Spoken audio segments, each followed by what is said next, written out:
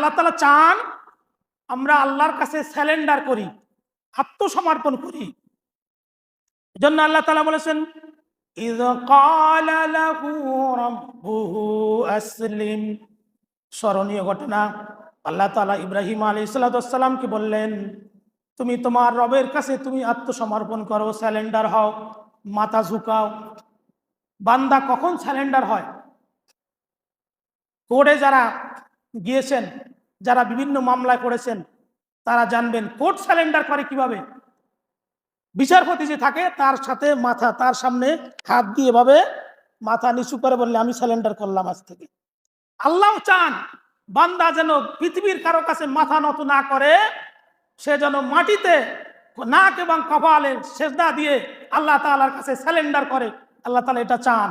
এই জন্য আল্লাহ তাআলা বলেছেন, ইয ক্বালা লাহু রাব্বুহু আসলিম। স্মরণীয় ঘটনা, যখন ইব্রাহিম আলাইহিস সালামের রব বললেন তুমি আত্মসমর্পণ করো। ইব্রাহিম নবীকে আল্লাহ তাআলা কত পরীক্ষা নিয়েছেন এটা কি আমাদের জানা আছে? অন্তত 30টার বেশি পরীক্ষা নিয়েছেন। ইব্রাহিম নবীর কে আল্লাহ তাআলা যে খলিল বলেছেন, এমনি এমনি খলিল হন নাই। বহু পরীক্ষা দেওয়ার পরে আল্লাহর প্রিয় বান্দা হয়েছেন। আর আমাদের দেশে প্রিয় বান্দা ফাগরি ভালো করে লাগাইলে, তসবিহ গলায় 10-12টা থাকলে আর লা ইলাহা ইল্লাল্লাহ পড়লে এই আল্লাহর প্রিয় বান্দা মনে করি। আল্লাহর প্রিয় বান্দা তারা যারা পরীক্ষার সম্মুখীন হন, ঈমানের উপর থাকার পরে যারা পরতে পরতে সবসময় পরীক্ষার সম্মুখীন হন, এরা আল্লাহর প্রিয় বান্দা। এরপর ইব্রাহিম আলাইহিস সালাম উত্তর দিলেন, ক্বালা আসলামতু লিরাব্বিল আলামিন। ইব্রাহিম নবী বললেন, আসলামতু, আমি আত্মসমর্পণ করলাম, আমি স্যালেন্ডার করলাম, মাথা নত করলাম, লিরাব্বিল আলামিন, সমস্ত জগতের প্রতিপালক যিনি, যিনি লালন পালন করেন, যিনি খাওয়ান, যিনি পড়ান, যিনি আমাদেরকে বাঁচিয়ে রেখেছেন, যিনি আমাদেরকে ঘুম পাড়ান, হায়াতের মালিক, জীবনের মালিক, রিজিকের মালিক, ইজ্জতের মালিক, ওই মালিকের কাছে আমি আত্মসমর্পণ করলাম। কেমন নবী আর কেমন স্রষ্টা!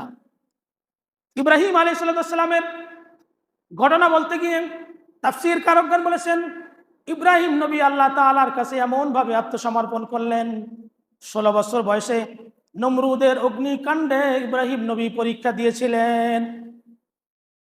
এরপরে 100 বছর পার হয়ে যাওয়ার পরে আল্লাহ তাআলা ইব্রাহিম আলাইহিস সালামকে একটি পুত্র সন্তান দান করেছিলেন, ইসমাইল। ওই পুত্র সন্তানকে আল্লাহ তাআলা ইব্রাহিমকে আবার নির্বাসন দিতে বলেছিলেন, এ ঘটনা বলেছি।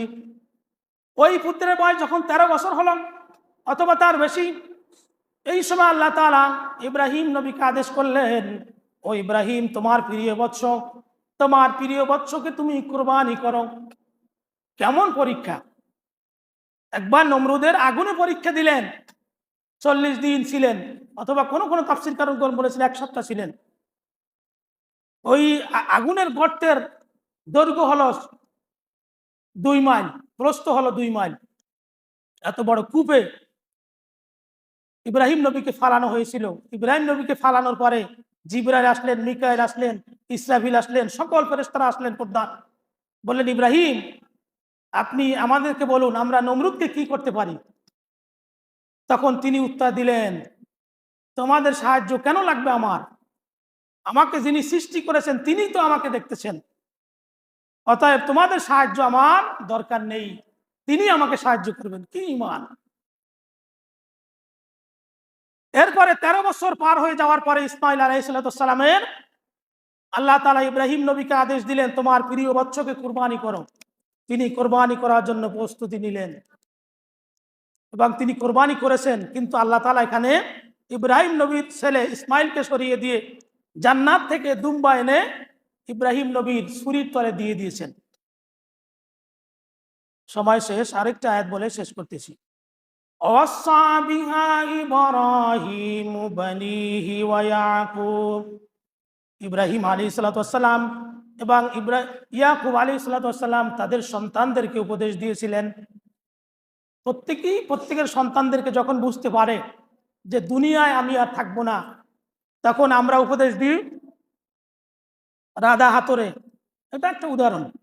দাগন ভুইয়া অমুক জায়গায় আমার কিছু জায়গা আছে, অমুক ব্যাংকে টাকা আছে, এই কাগজপাতি বুঝে নে, তোরা তো খাইতে পারবি না, এটা বুঝে খাইস। এটা আমরা বলি, কিন্তু নবীরা কি বলতেন?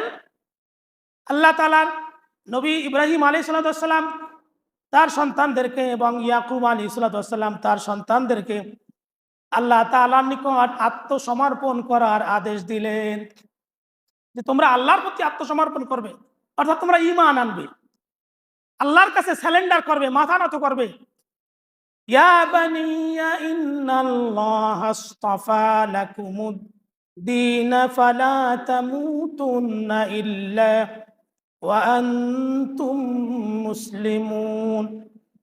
ইয়া বানিয়া, হে সন্তান, ইন্নাল্লাহা আসতাফা, আল্লাহ তাআলা তোমাদের জন্য মনোনীত করেছেন লাকুমুদ্দিন, ইব্রাহিম আলাইহিস সালামের দিনকে, এবং আল্লাহ তাআলা বলে দিয়েছেন ফালা তামুতুন্না ইল্লা ওয়া আনতুম মুসলিমুন, মুসলমান অবস্থা ছাড়া তোমরা মৃত্যুবরণ করো না। এই কথা আল্লাহ আদেশ দিয়েছেন, বলেছেন ইব্রাহিম নবী তার সন্তানদেরকে, এবং ইয়াকুব আলাইহিস সালাম তার সন্তানদেরকে এই ওসিয়ত করেছেন। এই আয়াত কেন নাজিল হয়েছে, ঘটনা আছে, ইনশাআল্লাহ সামনে বলা হবে।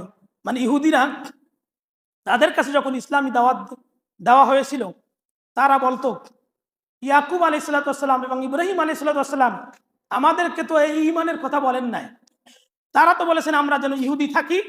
খ্রিস্টানরা বলতো, তারা বলেছেন আমরা যেন খ্রিস্টান থাকি, তাহলে আমাদেরকে আবার নতুন ইসলাম কেন বোঝানো হয়েছে? তখন আল্লাহ তাআলা আমাদের নবীর মাধ্যমে জানিয়ে দিলেন, তোমরা কি ইয়াকুব নবীকে দেখেছো? মূসা আলাইহিস সালামের সম্প্রদায়কে ইহুদি বলা হয়।